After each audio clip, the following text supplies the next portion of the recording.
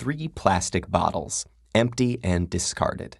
Their journeys are about to diverge, with outcomes that impact nothing less than the fate of the planet. But they weren't always this way.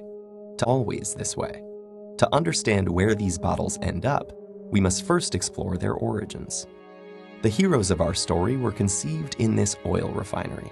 The plastic in their bodies was formed by chemically bonding oil and gas molecules together to make monomers.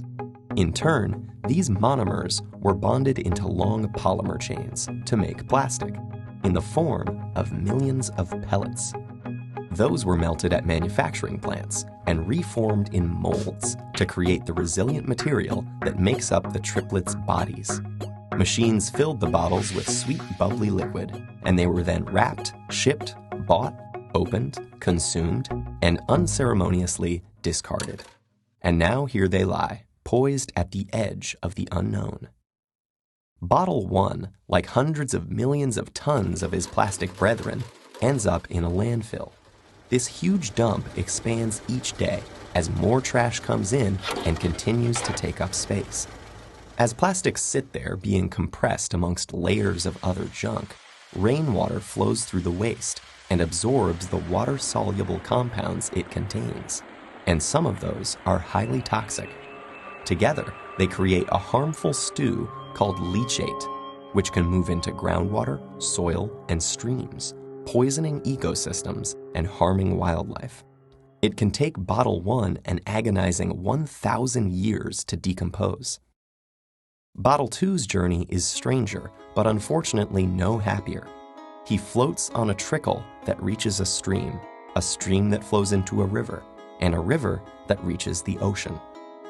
After months lost at sea, he's slowly drawn into a massive vortex where trash accumulates, a place known as the Great Pacific Garbage Patch. Here, the ocean's currents have trapped millions of pieces of plastic debris. This is one of 5 plastic-filled gyres in the world's seas, places where the pollutants turn the water into a cloudy plastic soup. Some animals, like seabirds, get entangled in the mess. They and others mistake the brightly colored plastic bits for food. Plastic makes them feel full when they're not, so they starve to death and pass the toxins from the plastic up the food chain.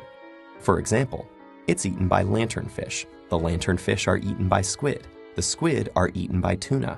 And the tuna are eaten by us.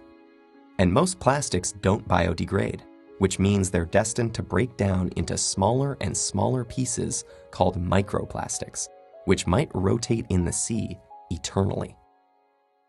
But Bottle 3 is spared the cruel purgatories of his brothers. A truck brings him to a plant where he and his companions are squeezed flat and compressed into a block. Okay, this sounds pretty bad too, but hang in there. It gets better. The blocks are shredded into tiny pieces, which are washed and melted so they become the raw materials that can be used again. As if by magic, Bottle 3 is now ready to be reborn as something completely new. For this bit of plastic with such humble origins, suddenly, the sky is the limit.